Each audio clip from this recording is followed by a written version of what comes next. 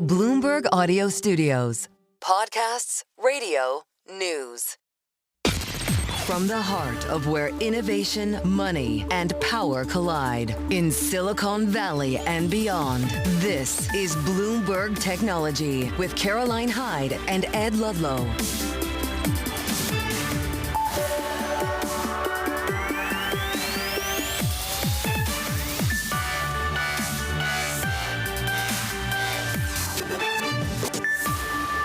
Live from New York, I'm Caroline Hyde.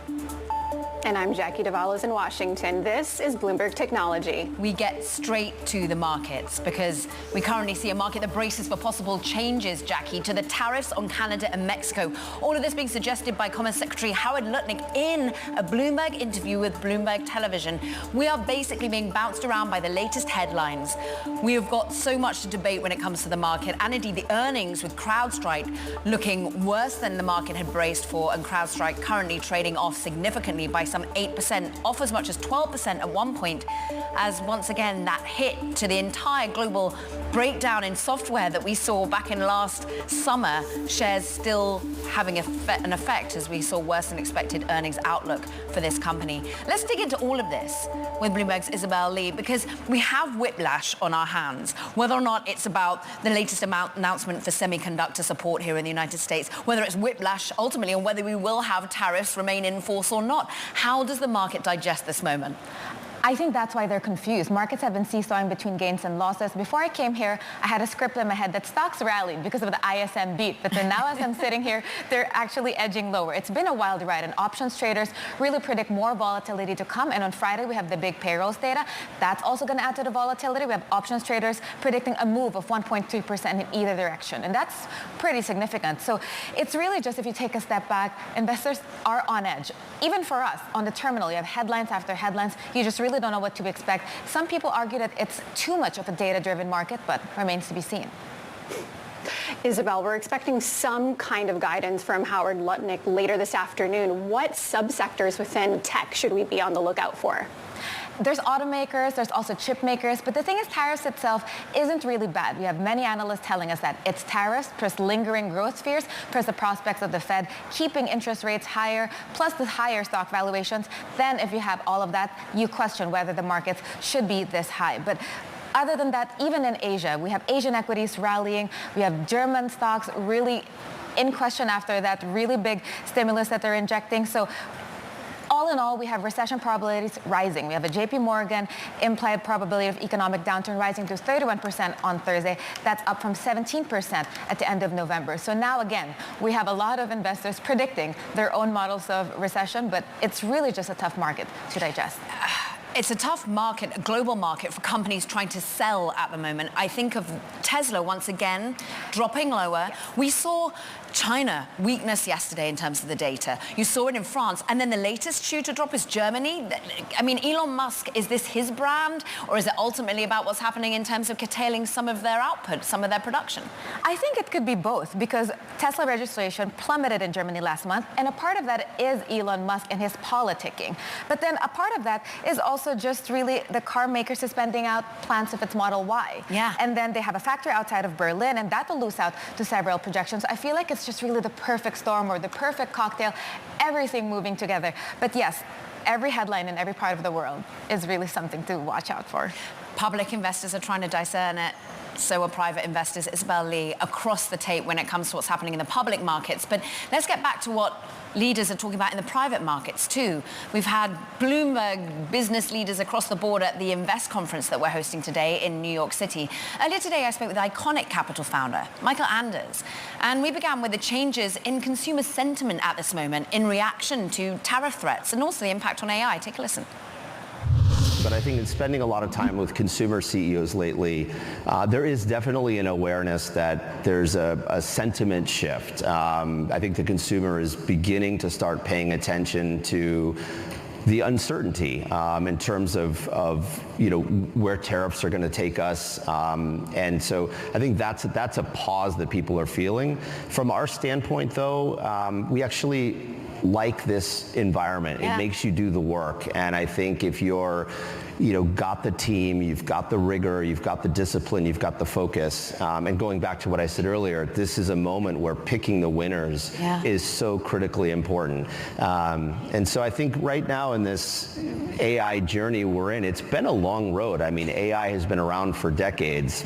Does generative AI become more relevant at this moment where companies are worrying about predicting the future, making sure that they're profitable? Are they even more galvanized and to lean into this generative shift? I think in the last year or two, the awareness around Gen AI has gotten everybody sort of to the point where they know it's critically important, but it is such a complicated and nuanced situation we're in right now that I think people are starting to really know the need. They need to pay more attention. And I think it's less about the predictive nature of it. I think that's kind of where we've just come from. And now we've gone to where these machines are able to think, they're able to reason, and pretty soon they're going to be able to act. And I think the acting piece is what gets us very close to this AGI moment where machines are all-knowing. That was Mike Anders of Iconic Capital. And Jackie, such an important voice at this moment. They have bet on the past winners. They bet on the Snowflakes, on the Datadogs, on the Adyen's. They're now making big bets on the likes of Databricks, but they continue to invest in this moment. Even though we've got this tipping point, this worried about geopolitics, they like this environment where you're having to do more work. And I think Mike, putting money where the mouth is, Assured Insurance Technologies, they just committed more money to that particular Gen AI business just yesterday. That's right, Caroline. Not always the covered names are a little bit underappreciated in tech, but crucial sectors to keep an eye on. Now let's go to the Bloomberg Invest Conference for a conversation with KKR co-CEO Joe Bay, along with Bloomberg's Shonali Basak. Across Wall Street, and we're going to get to some of the things underpinning those goals. But first, we're going to start with a big view on where the world stands today. And as we've been talking about, Joe, in the U.S., investors are trying to shake off that tariff hangover that exists right now. The markets have been very jittery. Investors are digesting how these trade policies could be in the future. How do you view the impact from your seat? Sure. I think it's obvious to everybody that we're in an environment right now where there's a lot of uncertainty around trade tariffs, but it's not necessarily new. Even with the first Trump administration, he was focused on tariffs and trade. Biden kept most of those tariffs in place. So I think in our business, we're very long-term investors. We need to be thinking about these issues over time, not just in one administration. And what I'd say is, we have teams at KKR who focus on all these areas of macro risk, whether that's currency risk, tariff and trade, geopolitical risk, regulatory risk, in each of the different markets that we're investing in. I think this issue around supply chain security and resiliency, which relates to tariffs, is obviously front and center for all long-term investors. But people are trying to parse through what this all means. The final policies are not in place. The actions of other countries and governments in reaction to what Trump may or may not do is still unknown. So it's very fluid at the moment. And I think that's obviously creating some uncertainty and volatility. It's interesting. In conversation with you, you had mentioned that this was a risk that you should have seen coming in a lot of ways. So from where I'm sitting, it looks like KKR has been preparing for this in a way that many investors have kind of very obviously have not been. So what have you been doing to prepare for all of this uncertainty, knowing that there's even more of it ahead? Yeah, so I think, we have over 150 companies in our private equity portfolio around the world.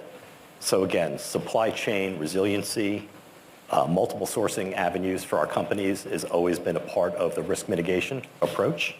And we've spent a lot of time really over the last 5, 6, 7 years understanding that risk and mitigating that risk. And when it comes to new investments, I think a big part of our job thematically is understanding the risk environment we're in and choosing those themes and sectors and opportunities that really have less exposure to tariff risk or trade risk. So maybe a couple of examples of that is, healthcare services are very domestic, whether it's in the US, Europe, or Asia. That's an area where we feel like the tariff risk, at least, is not a pronounced risk. You could look at certain services businesses. We've made a number of investments in companies like home services, foundation inspection, maintenance companies in the US for an aging housing stock. You look at IT services and software investments in different countries. Again, very little tariff risk. So you're able to really zero in and target those industries and sectors where you don't think this is going to be a big problem. When you think about the ripple effects that you might see from the tariff strategy, there are a lot of concerns about inflation, Sure. growth. How are you thinking about the economic headwinds that the U.S. is facing? Listen, I think that's one of the big uncertainties out there that people are trying to figure out. Tariffs are inflationary by design. So I think if that leads to an escalated level of inflation in the U.S. economy, obviously that's going to slow GDP growth. It may put some pressure on the Fed, obviously, in a more tough economic environment to lower rates faster over time. But we've always felt that the bigger trends happening in the world, whether that's energy transition, the massive investments into data, a lot of these things are inflationary by its nature, putting aside tariffs, right? So we have a higher resting heart rate for inflation globally today than we've had in the last decade. And you expect that to continue? And potentially even get higher inflation, right? If these tariff and these trade wars continue, it's not an unreasonable expectation that in the near term, you could see higher inflation. Well, doesn't that mean higher rates? Or do you think that the Fed is going to have to lower rates into the face of that? People are starting to use the word stagflation an awful lot these days. I think it's going to be different in different markets. And I think the Fed's going to have to be very nimble in how they navigate this risk. Obviously, if the U.S. is headed towards an economic downturn, cutting rates is probably going to be the policy response. If rates are high and we're not headed down that recession path or deceleration of growth path, then rates could actually go a little bit higher in the near term. So let's look at this from a global perspective as well. I think one unique view you can bring from KKR is that you are very global in nature, so you see the way that the changes are happening in the tariff strategy, the way that nations are kind of separating in their relationship to each other. You see that on the ground through your portfolio companies. Yeah. What are then other areas of the world that are maybe even more attractive to you than the United States right now? Well, I think it's not a secret. You had it up on the slide. We're big fans right now of Japan. We think that is a really, really underpenetrated opportunity, especially among U.S. investors. They really haven't figured out how to get the exposure they want in a market like Japan, where they're coming out of 2.5 decades of deflation. So finally, positive wage growth, pricing power, inflation is very modest, but positive inflation right now, and rates are actually increasing modestly in Japan. That's a completely different macro picture than what we've seen in Japan for the last 3 decades. And a really exciting time when you marry that with shareholder reform, activism, corporate governance reform in that market. Outside of the United States today, Japan is the largest destination of our capital. So it's interesting. In addition to Japan, KKR has maintained a commitment to China as well. In fact, there are big deals that are in the market that KKR may be involved with at this very moment. So a lot of other investors are very worried about China, the internal economics and the relationship that China has to the United States. Yeah. How do you view that dynamic? Yeah, listen, I think the geopolitical tensions right now obviously are front and center for us as we think about where to invest and how to invest. And in China in particular, you have to avoid those sectors that have sensitivity on both sides of the ocean, both the US government and the Chinese government. So we have not invested in some of these sensitive sectors like electric vehicles or semiconductors or AI. That's not the focus of our China investment strategy. We're really focusing on super high quality domestic businesses that are around domestic consumption and services. So in our portfolio today, we have one of the largest, or the largest Chinese pet food company. Again, geopolitically not sensitive. We own one of the largest pharmacy chains in China. We own the largest white mushroom grower in China, all geared towards the domestic market, a growing middle class who wants higher quality goods and services and food. And I think that's the sweet spot of where we're focused in the market today.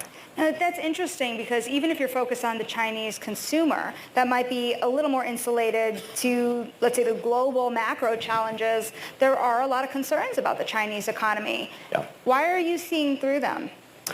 Yeah, listen, I think the overall long-term trend in China is the middle class is growing. And the expectations of the middle class are really for higher quality goods and services, safer food, safer services, and that's what these companies that we're investing behind are really catering towards. No doubt the macro growth in China has slowed from a decade ago, right? You were talking about a country growing at double digits GDP. They're targeting 4 to 5% growth today, right? So there has been a slowdown. There's clearly challenges in terms of the real estate market in China. And you have to factor all that in terms of the growth rate you're underwriting and largely the entry multiple. You know, the Chinese stock market today is one of the most interesting value markets in the world in terms of the multiples. So if you know what you're looking for, the type of risk you're trying to mitigate against, you can still find some interesting opportunities. You know, yesterday I asked the question, is American exceptionalism dead?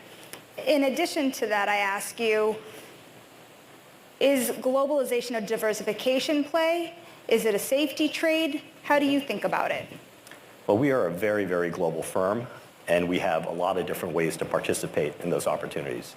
Private equity, real estate, private credit, and infrastructure. So in really volatile periods like we're in right now, having that flexibility of capital, we could partner with companies, management teams, as a provider of anything from senior investment grade debt, right, to non-investment grade debt, to structured credit solutions, structured equity solutions, growth equity capital, to buyout capital.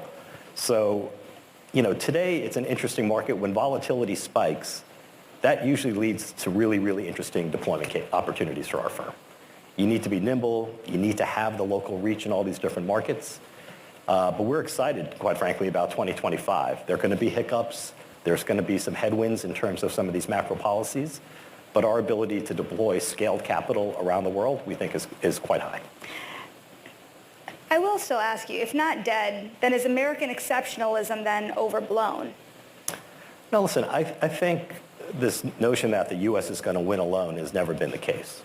I think the strength of the United States is really the resiliency of the economy, the strength of our capital markets to mobilize capital to support companies in the private sector, and labor productivity, right? When you think about why the U.S. has grown faster than Europe or faster than Japan, it's really about labor productivity in the United States. A lot of that is technology-driven and innovation-driven, but a lot of that is our unique mobility of labor in this country. Right? You think about Japan, which is going through this resurgence. You know, structurally, they've done the best job of any country in terms of women participation in the workforce, people working longer in Japan. Right? They've got real demographic challenges. They've done an excellent job around automation and robotics in their industrial base. But they're not getting the labor productivity because the mobility of labor in Japan is quite constrained. And their investment in software and tech is a fraction of what you see in the United States. Right? So the real superpower of the United States is labor productivity at the end of the day. I do want to spend the remaining time here switching gears, talking about the future of KKR, because it's been fascinating to watch the change from an iconic private equity company to what you are today. There was the full acquisition of your insurance company last year, Global Atlantic, and it's made KKR look more and more like Berkshire Hathaway. And there's one part of your business that's far less understood that I think makes you look like the most like Berkshire Hathaway, and that's your strategic holdings business. Many people don't know that KKR owns 18 companies on your own balance sheet at KKR. What is this business going to be in maybe 10 years, and why is it valuable to you? Sure. So when you think about KKR as a business, we really have three core strategic parts of our business strategy. Asset management, I think, is well understood. It's what we're known for the last 50 years. So that's our third-party private equity, again, real estate, infrastructure, private credit business. And that's the $650 billion business that you mentioned at the start. The second big pillar of our business today is Global Atlantic. It's a 100% owned insurance company in the life and annuity space, roughly $190 billion of AUM there. And again, playing into all of these trends around retirement savings, retirement security, and being able to offer individuals compelling products for their own long-term savings. The third piece of it is a segment that we introduced last year at our Investor Day, but it's been a segment we've been incubating for well over a decade now at KKR, and that's strategic holdings. So what we're trying to build in strategic holdings is, in some ways, a mini Berkshire Hathaway. Right? These are companies where we own large stakes, sometimes controlling stakes, sometimes not, but businesses that we think we could own literally forever, businesses that have the potential to compound in mid-teens over a very, very long period of time, very defensive in nature. So we have 18 companies in that portfolio today.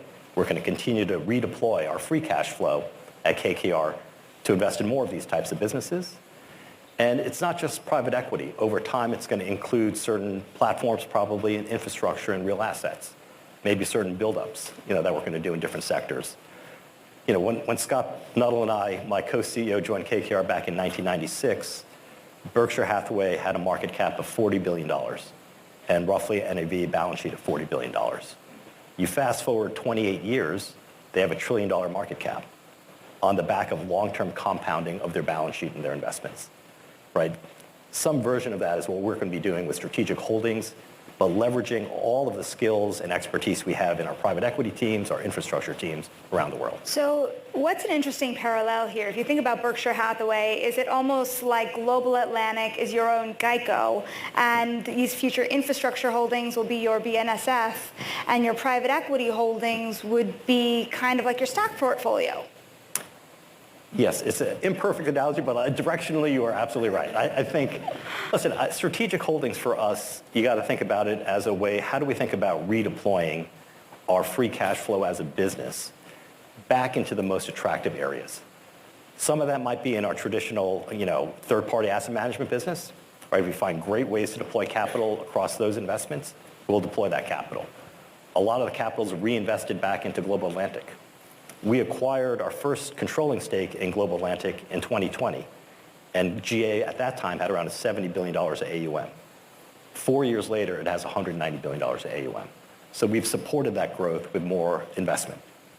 And then this third segment of strategic holdings, obviously, which is what we're super excited about, is one where we're going to be continuing to invest a lot more of our free cash flow as a business. So our guidance to the street today is by 2026, that portfolio will be generating around $350+ million of after-tax dividends for us. That's growing to $700 million by 2028 and $1.1 billion by 2030.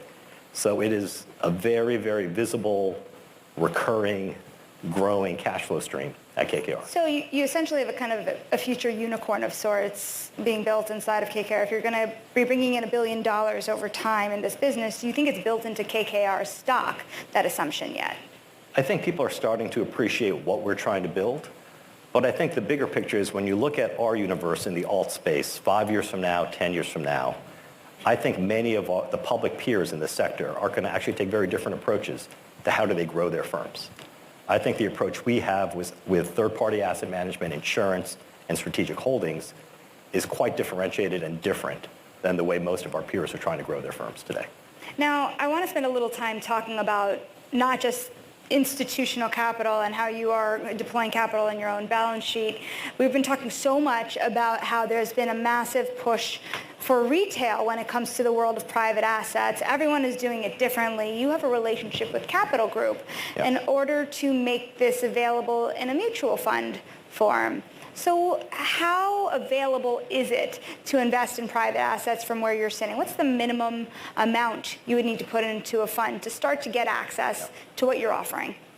Sure. So the way to think about the bigger picture opportunity is, for most of our history at KKR, we were founded in 1976. Our core client base was really large institutional investors, pension funds, insurance companies, sovereign wealth funds around the world. The individual investors who participated with us were really ultra high net worth families and family offices who could allocate capital as part of their diversification as really LPs in our funds. They were sophisticated investors willing to take that 10 or 12 year, illiquidity risk, just like a pension fund would. So that's a very small percent of the households, obviously, in the United States, but that's how they've accessed and partnered with us historically. What's relatively new for us in the last 2 to 3 years is we've introduced a series of private wealth products for individual investors who are accredited investors. Okay, so those are investors with a net worth of, call it $1 to $5 million. These open-ended evergreen products have semi-liquidity features, so you're not locking up your capital for 10 to 12 years. You have the ability, if you need it, to redeem a portion of your capital every quarter. So it's a slightly different format, but it's investing in exactly the same deals that our flagship funds are investing in, right? So we're trying to deliver that same institutional quality experience, the same portfolio, the same access to deal flow, whether that's in private equity, real estate, infrastructure, or private credit, to individual accredited investors, right, in that $1 to $5 million in net worth. That's around 10% of the households in the United States in those first two buckets, ultra high net worth and accredited investors, and roughly half the AUM in the individual channel. With Capital Group, we have an exciting new partnership which really addresses the next 90% of US households. These are mass affluent individual investors who probably wouldn't be buying our private wealth product and wouldn't be LPs in our traditional fund. So we're creating hybrid products with Capital Group in a mutual fund format. We're starting with credit in the second quarter, where we're going to be putting a portfolio together where Capital Group manages the public credit.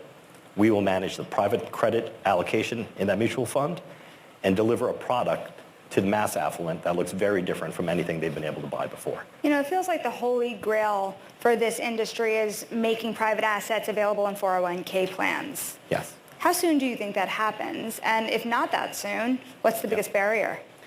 Well, listen, I think, again, at a high level, when you think about some of the societal challenges we have, a big part of that is securing your retirement, right?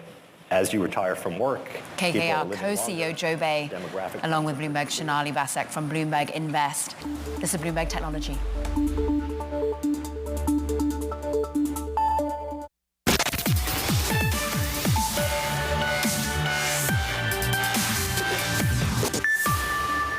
Welcome back to Bloomberg Technology. I'm Caroline Hyde in New York.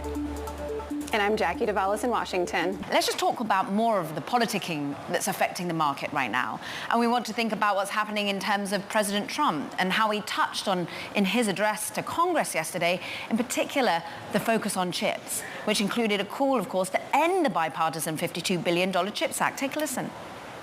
Your CHIPS Act is a horrible, horrible thing. We give hundreds of billions of dollars, and it doesn't mean a thing. They take our money and they don't spend it. All that meant to them, we're giving them no money. All that was important to them was they didn't want to pay the tariffs, so they came and they're building, and many other companies are coming. We don't have to give them money. We just want to protect our businesses and our people, and they will come because they won't have to pay tariffs if they build in America. So it's very amazing. You should get rid of the CHIP Act. Once again, investors try to digest what this means for market capitalizations, for the potential of buying publicly traded stocks. Have a look at what the reaction has been ultimately on the chip sector. We have been moving between gains and losses on the SOX, the semiconductor index. We're off by 0.4%. Intel drags us lower. A big recipient, of course, of potential loans and grants coming from the CHIPS Act. We're off by 4.3%. But TSMC saying that they're going to be laying the groundwork here in the United States. Is that the tariff that brings us here? The potential concerns there? TSMC up by 1.24%. Broadcom up by 0.3%.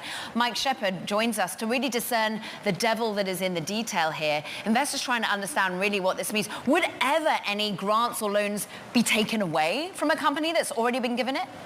Well, our reporting right now indicates that there will not be any clawbacks that actually take place. So if a check has been written to a company in cash, nobody is coming knocking on their door saying, hey, we want Uncle Sam's money back to put to some other priority under the new administration.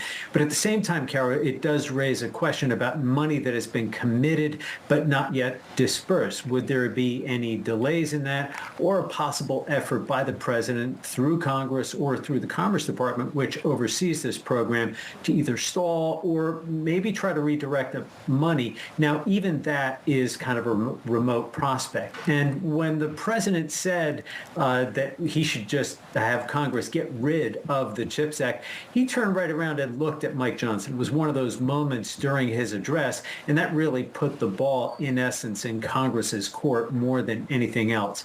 We have seen a few changes, though, in this CHIPS Act office, Carol, and one of them is that the DOGE-driven cuts led by Elon Musk, they have gone through that office with the loss of as many as 40 employees who would oversee deployment and disbursement of that money. So we are seeing some disruption to the program no matter what. one difference you highlighted between TSMC and Intel was in the share price. And part of that reflects that Intel is struggling to find customers that would sustain those big new plants that the government is helping in part to build. TSMC, on the other hand, heard from both AMD and NVIDIA on Monday that, hey, we're ready to buy those chips you guys are going to be making for us there. Mike, where does this leave President Trump's vision for boosting domestic production of these critical chips and just broadly our competitiveness with China? This program was kind of supposed to put us in the lead, keep us there.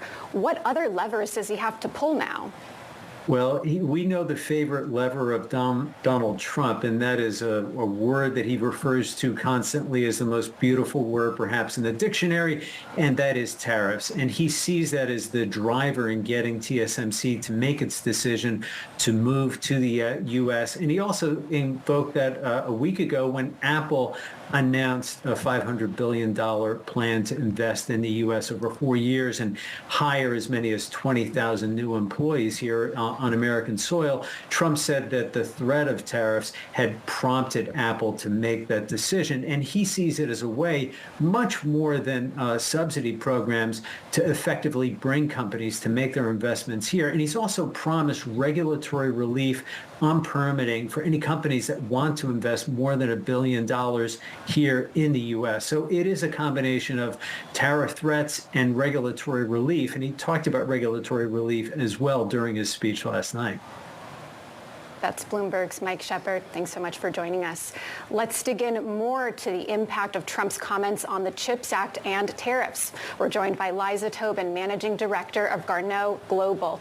Liza, there is a lot to digest last night, but I want to start with the potential repeal of the CHIPS Act. This was really supposed to cement our position in the AI competitive landscape. Does this put us at risk of falling behind? Yes, the comments that Trump made in his speech last night were not new. He's on the record of complaining about subsidies, and what's really at the heart of his concerns is not wanting to be subsidizing other countries. And so he, in his first term and now, he's putting pressure to get our allies to reimburse us. He really feels like it's unfair that TSMC, a Taiwanese company, has gotten subsidies. And so you've seen this ratcheting up of pressure on TSMC that resulted in the $100 billion announcement that TSMC will put even more investment into the United States. The $65 billion already announced before in the Biden administration was already the largest foreign direct investment in U.S. history. And so by adding another $100 billion to that, it really tops the chart. So it kind of remains to be seen if that will be enough to kind of satisfy him that he's been reimbursed by Taiwan and TSMC for these subsidies. But that's really at the heart of his concerns. How then can a local player like an Intel be reimbursed? Liza, talk us through what you think the carrot and the stick situation is for local players who have been promised local U.S. money.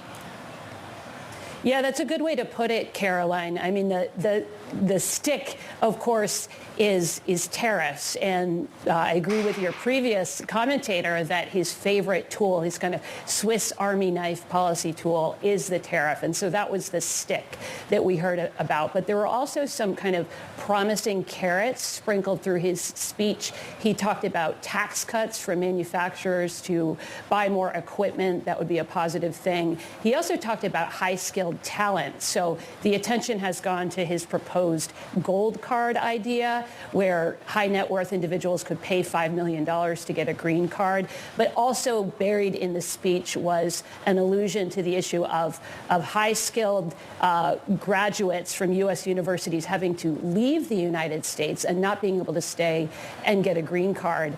And so it sounds like President Trump wants to change that, and that's something that many companies complain about as being the number one constraint to setting up companies and manufacturing plants in the United States is a lack of skilled workforce. Let's talk more about that talent pipeline, because the CHIPS Act was not only providing money for the manufacturing of plants, but also to agencies like the National Science Foundation, which really develops a lot of these master's degree, doctorate level students that eventually end up in the private sector.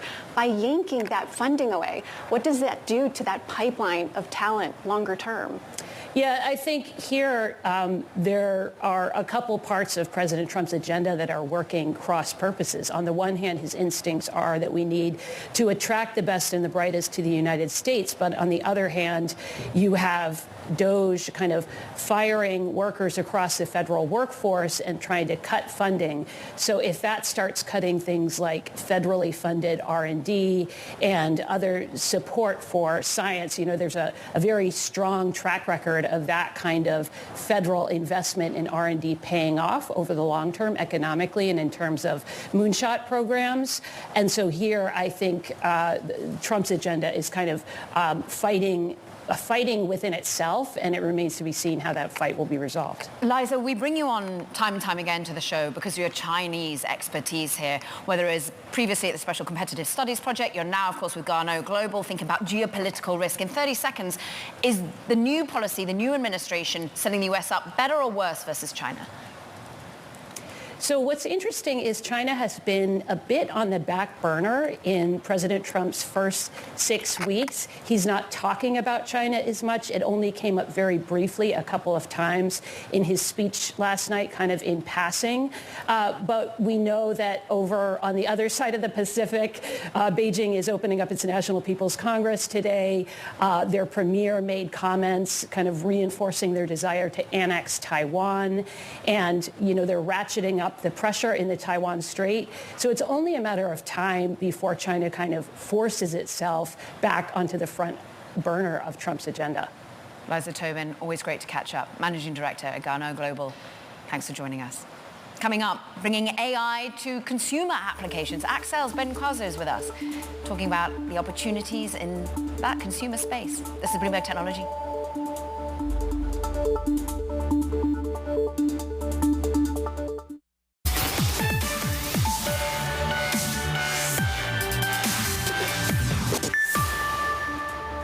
Time now for VC Spotlight. There are a growing number of opportunities for applied AI to transform your and my products, the consumer. That's creating new openings for investors. Ben Quazzo is a partner at Axel, joining us for more. And Ben, when I think of your career, I think of AI and enterprise, but you're really leaning in here to thinking about how it's going to affect my life. What are some of the bets that you've been making?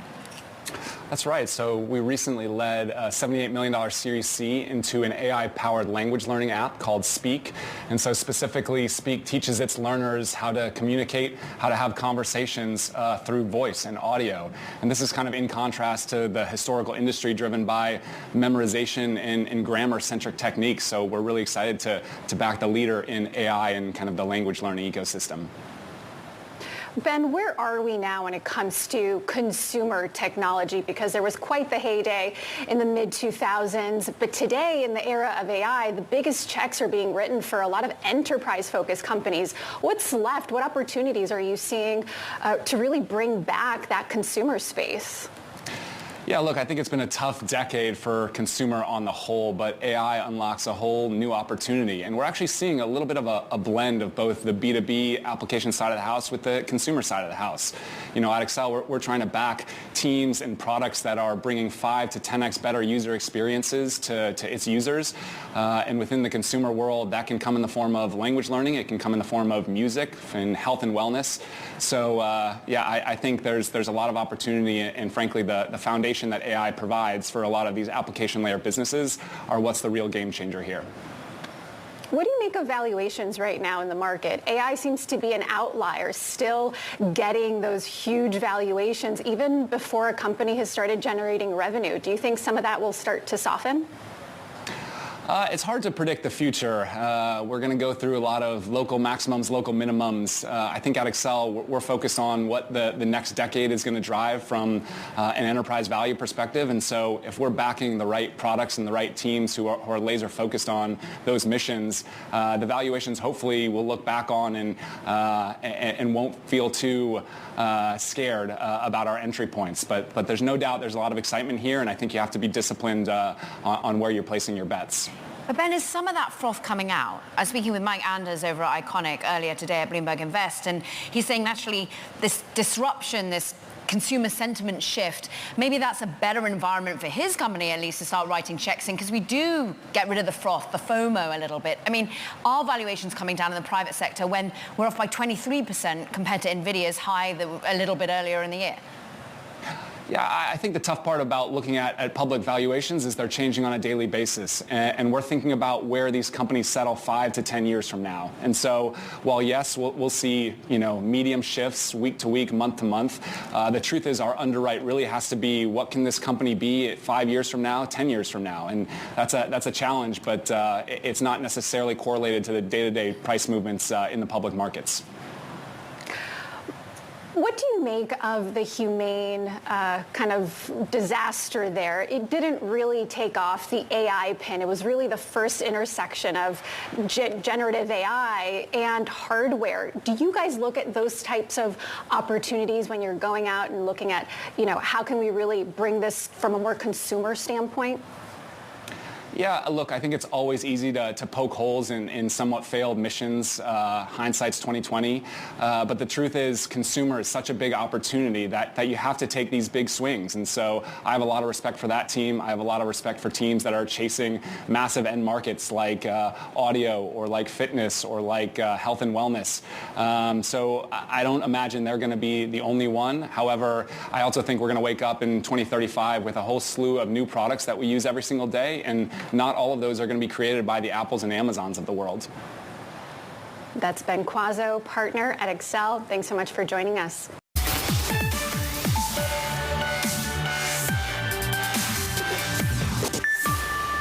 It is the startup aiming to bring back extinct species, like the dodo bird, like the woolly mammoth.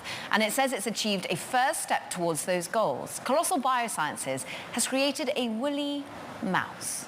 Scientists modified the mice using DNA and genomics technologies, giving the animals longer, thicker hair and altered metabolism. Ben Lamb, Colossal's co-founder and CEO, is back on the show. Ben, how big a step is this? Because they look really cute, but they don't look that different from other mice.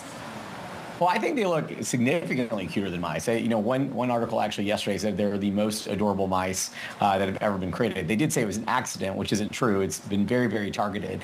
And, some people have already asked, will the woolly mice increase the speed at which we get to a mammoth? And the answer is no. We've been editing, I've been on the show before, and we've been editing our Asian elephant cells with mammoth alleles now for about 2.5 years. But what the woolly mouse does is it proves that our end-to-end process of understanding computational biology from this ancient DNA, making the edits, and then screening the embryos so that they're healthy, and we produce living, healthy animals works. And it also worked in 1 month. So we started the project in September. In October, we had our first mice, and they had exactly the number of edits we targeted with 100% efficiency and the exact phenotypes or physical attributes that we're looking for, which is a validation of all the edits we're making in the mammoth already. This is pace then. What is the next step? Where do we get to see the next innovations for this particular mouse? Yeah, so right now, it's obviously clear that we can see the hair floofiness or woolliness, as we like to call it, in terms of the texture, the thickness, and the different ways it grows. We can also see they're slightly fatter and a little bit larger, so that goes into the lipid metabolism genes that we've edited from the mammoths. And then we can also see, obviously, the color, which is the color that mammoths are when you pull them from the permafrost and clean all the permafrost muck off of them. But what's really interesting is over the next 6 to 12 months, once we get approval from our ethics board and our IACUC board, we'll actually start to do behavioral tests versus wild-type mice with feeding them different diets, increasing the temperature just a little bit to see how they behave in these different environments, to see if they do prefer cold tolerance. And that'll be another signal that we're on the right track with some of our mammoth edits that we're making in the Asian elephant genome. Ben, I asked you it last time, and I sort of returned to it at this moment of geopolitical anxiety. A man who has built you built AI companies, you've thought about defense, you've thought about space, but now is the time you're thinking about woolly mammoths and potentially extinct animals coming back. Push us forward as to why again, why we're doing this. So we're going to lose up to 50% of biodiversity between now and 2050 if we don't do anything about it, right? We know conservation works. It just doesn't work at the speed of which we're eradicating species and changing the planet, right? So we need new tools and technologies in that. And what's amazing about this project is it gives us an opportunity to build new tools and technologies which can help humans, which we're monetizing. It also builds an opportunity to build technologies that can help conservation, which we're giving to the world for free. We've launched our foundation last year with a $50 million seed investment in it. And it also gives us an opportunity to inspire the next generation. So I'm really glad that I'm not dealing with defense or some of the other geopolitical issues. I think everyone generally agrees on both sides of the aisle and all over the world that losing species is bad, and we should do everything we can to protect what's here and build new technologies for conservation. And that takes money, and boy, have you raised it, more than $435 million of it. Ben, the next stage is, how expensive is it? How much more might you need to raise? We're a technology startup that's also innovating new technologies for human healthcare and other industrial use cases. Like we spun out Breaking last year, which is our plastic degradation company. We spun out Form Bio, our computational biology company for human healthcare. We have another one that may or may not be coming out at the end of this year. And so we will continue to raise money as long as there's investor interest and sentiment and they're excited about the mission. But I think genetic proof cases where we can identify genes and make 100% of precision edits using multiplex editing, making all these edits weren't stacked, they were made all at one time with 100% efficiency. That's just not something that we see in genome engineering, right? And I'd say that leading the charge in genetic multiplex engineering is probably a pretty large market long term. So we will continue to raise more capital in the years to come. The woolly mouse, the stepping stone to the woolly mammoth. Thanks so much for bringing us the cute pictures and your expertise, Ben Lamb, co-founder and CEO of Colossal Biosciences. Now that does it for this edition of Bloomberg Technology.